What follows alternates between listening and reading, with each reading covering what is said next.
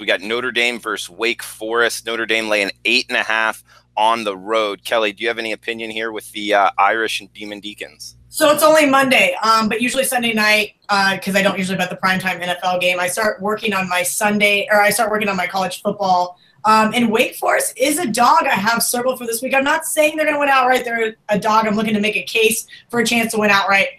This Notre Dame team sure looked great against Michigan, and in the last 2 weeks, granted, Ball State, not anything impressive, but huge line there. They couldn't even get close to covering that. Last week with Vanderbilt, they had multiple opportunities, I thought, to pull away in that game, and they just didn't do it. Now their first true road game. And I know Wake Forest has not covered a game yet. They looked okay against Boston College. Obviously, they didn't cover that one at the close. I guess if you ended up getting the 7, you got the push. But for the most part here, I have them initially circled. I'm not exactly running to the window to bet them, but the 8.5 looks enticing. Yeah, I agree with you. Big man, do you have any opinion on this one? Yeah, I have major concerns about both teams. I mean, Notre Dame's first road game for them, they had 3 straight home games. So you got to go play a Wake Forest team who is pretty good offensively. You know, when are you going to get Kentel Hinton back? His suspension is over.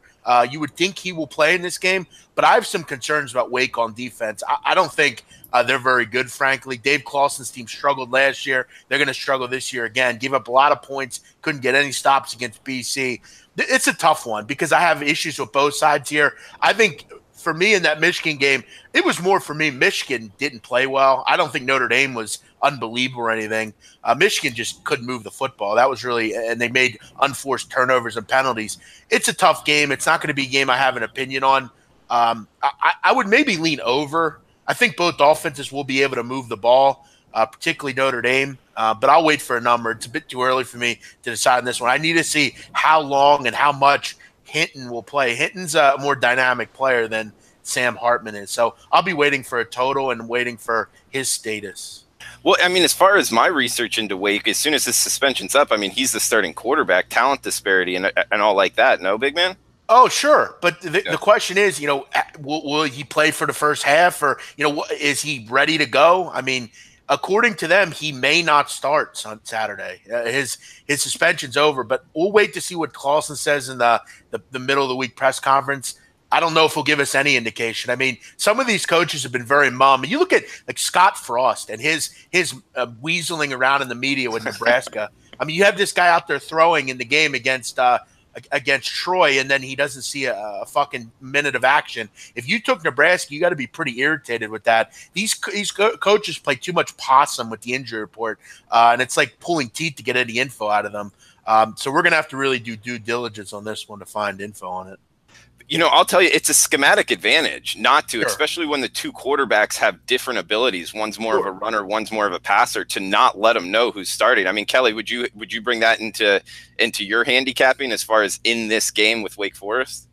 Absolutely. I mean, there's a couple of different teams that do that. K-State right now, you know, Big Man was talking about them last week. We've seen them do that 2-quarterback system, so to speak. And I think it's absolutely terrible from a handicapping perspective because you're right. You don't know what you're going to get. And if you don't know what you're going to get, how can you actually set a line on a game?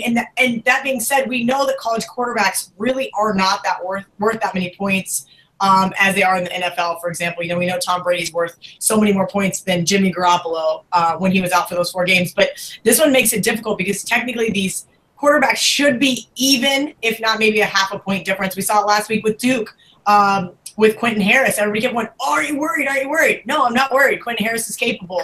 And sure enough, he was able to get the job done. But yes, that does concern me initially in this Wake game, and something that you obviously have to look at from a week-to-week basis. Drew, I wish we had more time to talk about this because this is a fascinating discussion. And one of the reasons I feel like I've struggled the first few weeks is I looked at the plays I was making, and I see that I'm betting on a lot of first-year or transfer quarterbacks. You know, I don't disagree with Kelly often, frankly. Quentin Harris is an awful passer, absolutely horrendous.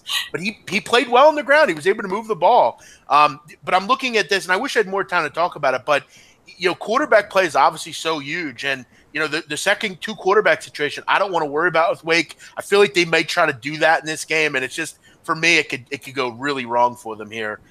So that's one thing I'm going to try to stay away from. Kelly, I feel like we got to give you a rebuttal if you want one.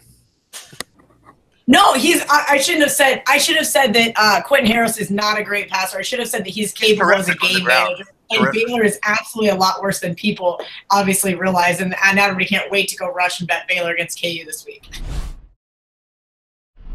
Hey guys, thanks for tuning in to our channel. Now we've put a lot of work into producing all these free videos, so please help us out and keep all our content free for you forever by simply liking, sharing, commenting, and subscribing. Now, not to mention, a visit to our industry-leading website will warm the hearts of all our SBR employees, especially myself. Now, the links are over there to the left, so do check those out. Thanks for watching.